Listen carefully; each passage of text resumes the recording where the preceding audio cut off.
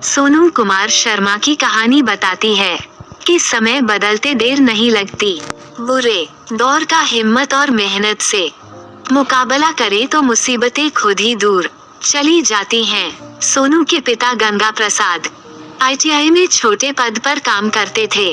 कमाई इतनी ही थी कि किसी तरह अपना और परिवार का पेट भर सके, लेकिन आईटीआई में छात्रों को पढ़ते देख वे अपने सोनू के लिए सपने देखा करते थे, लेकिन उनकी दुनिया आईटीआई तक ही सीमित थी। उन्हें आईआईटी के बारे में पता भी नहीं था। सोनू पने में होशियार था, लेकिन पटना के जिस सरकारी स्कूल में वह पढ़ता था वहाँ शिक्षक रोज नहीं आते थे।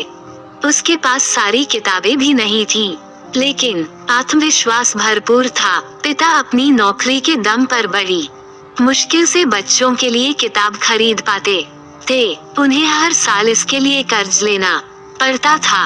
ऊपर से भाइयों के साथ पारिवारिक कलह भी अशांति का एक बड़ा कारण था।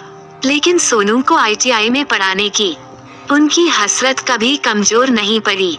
सोनू भी इन मुश्किलों से जूझते हुए किसी तरह पढ़ाई करता रहा। 8वीं 9वीं कक्षा में था तब भी वह रात को देर तक जगकर पढ़ाई करता रहता। उसकी यह धुन देखकर पिता मन खुश होते, लेकिन दिल में कचोट होती थी कि वे बेटे की पढ़ाई की सारी जरूरतें पूरी नहीं कर पा रहे थे। वह जब 10वीं कक्षा में आया तो उसने पहली बार आईआईटी का नाम सुना। उसके बाद से उसने आईआईटी में ही पढ़ाई करने की ठान ली। किसी तरह 10वीं पास करने के बाद उसने पिता को आईआईटी के बारे में बताया तो उन्होंने पहली बार में ही मना कर दिया। उनके मन में तो आईटीआई बैठा था, फिर आईआईटी की तैयारी और पढ़ाई में होने वाले खर्च की भी उन्हें चिंता थी। लेकिन बेटे की जिद के आगे उन्हें घुटने टेकने पड़े। खर्च की व्यवस्था के लिए उन्होंने घर के कई सामान बेच दिए। इसी बीच सोनू को सुपर 30 के बारे में पता चला और एक दिन वह मेरे सामने था। बेहद शर्मीला और संकोची, लेकिन प्रतिभा से भरा हुआ।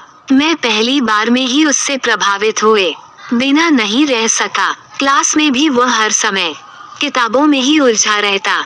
उसकी एक खासियत दूसरे छात्रों से अलग थी। वह किसी सवाल को हल करने के पहले उसका कॉन्सेप्ट समझने की कोशिश करता। उसने तैयारी में कोई कसर नहीं छोड़ी। पिता का बिका हुआ घर और परिवार की गरीबी उसे हर पल याद रहते। साल 2010 में आईआईटी प्रवेश परीक्षा का रिजल्ट आया तो सोनू की खुशी का कोई ठिकाना नहीं था। उसे आईआईटी खड़गपुर में प्रवेश मिल गया था। पिता ने पूरे मोहल्ले में मिठाई बांटी, यह बताते हुए उनके बेटे का आईटीआई में सिलेक्शन हो गया है। उसने जी तोड़ मेहनत कर इंजीनियरिंग की पढ़ाई पूरी की।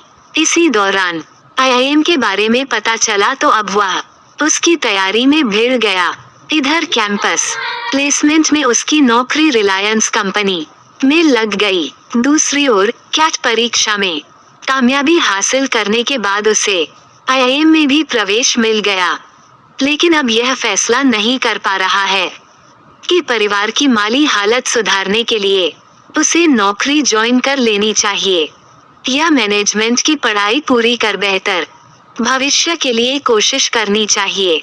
उसके पिता अब भी आईआईटी और आईटीआई के बीच का फर्क ज्यादा नहीं समझते, लेकिन इसका गुमान उन्हें जरूर है कि उनका खराब समय अब खत्म होने वाला है।